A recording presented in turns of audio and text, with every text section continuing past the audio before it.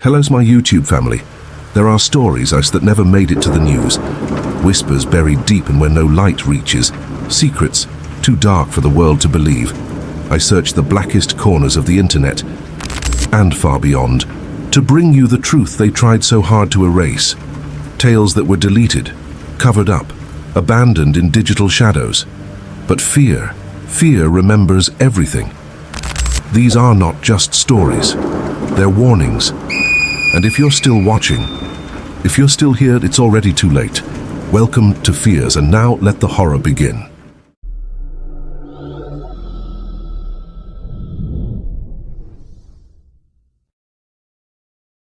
It started just after 9 p.m. I had just finished my shift at a small cafe in Akron and was walking the 3 blocks home. The streetlights were dim and flickering, something I'd always ignored. That night, though, they felt sinister. The sidewalks were damp from an earlier drizzle, and the scent of wet concrete filled the air. I pulled my hoodie up and kept my head down, my earbuds playing soft lo-fi beats to dull the silence.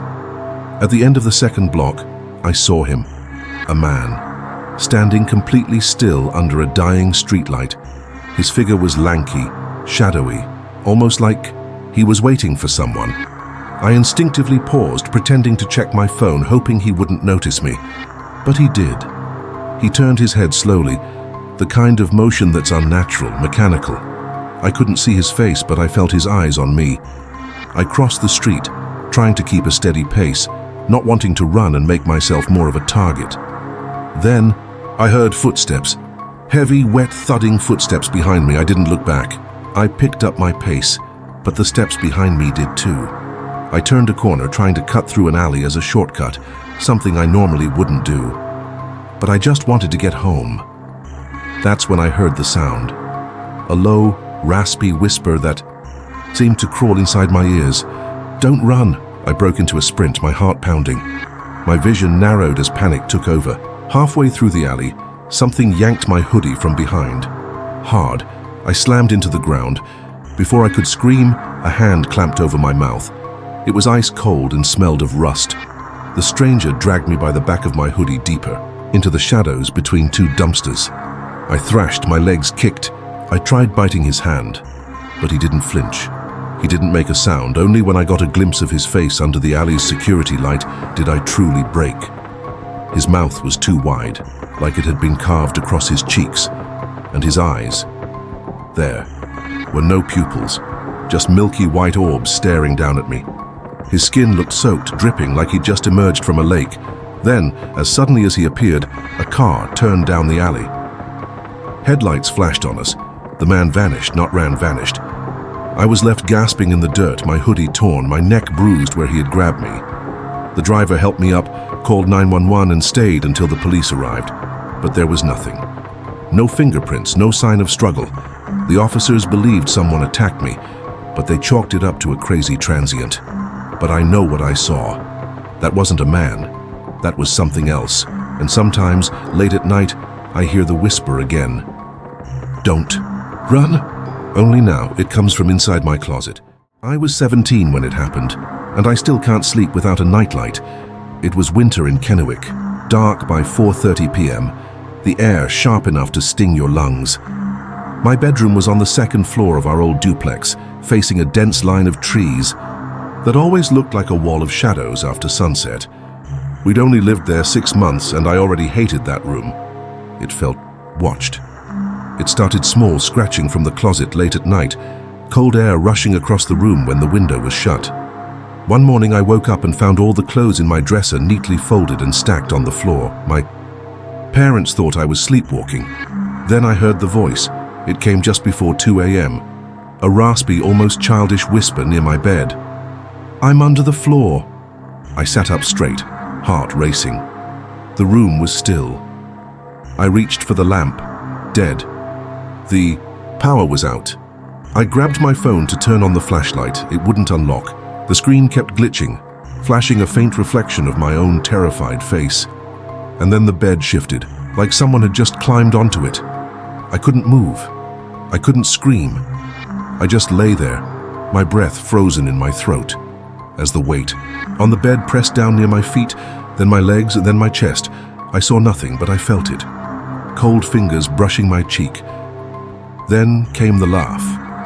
Soft at first, almost playful, like a child giggling from inside the walls. Then louder, closer, higher pitched, until it was a shriek right against my ear. And then silence. I passed out from the fear. When I woke, it was morning. The sun was up, birds were chirping, and the nightmare felt distant until I looked in the mirror. 4 perfect scratches down the side of my neck, not bleeding but red, raw and burning. I moved into the living room after that, slept on the couch for months, but even there, I could still hear it.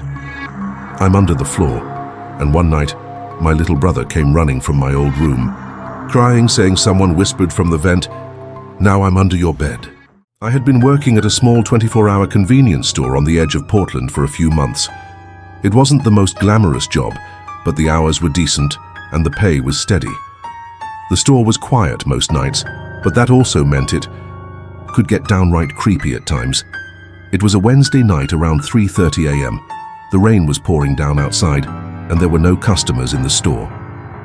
I was behind the counter sorting through some paperwork when I heard the bell above the door chime. It was the kind of sound that should have been comforting, signaling a new customer, but tonight it felt off. I looked up and saw a tall man standing just inside the door, drenched from head to toe. He was in a long, dark coat, hood pulled low, over his face.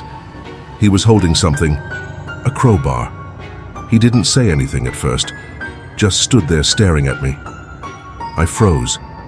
Something in his posture felt wrong, like he was sizing me up, looking for the right moment to make his move. "Can I help you?"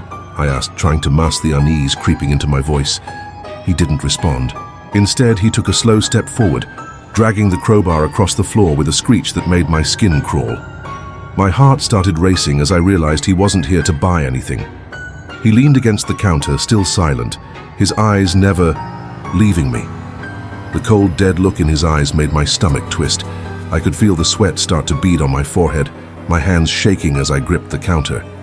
I reached for the phone, but just as I did, he spoke.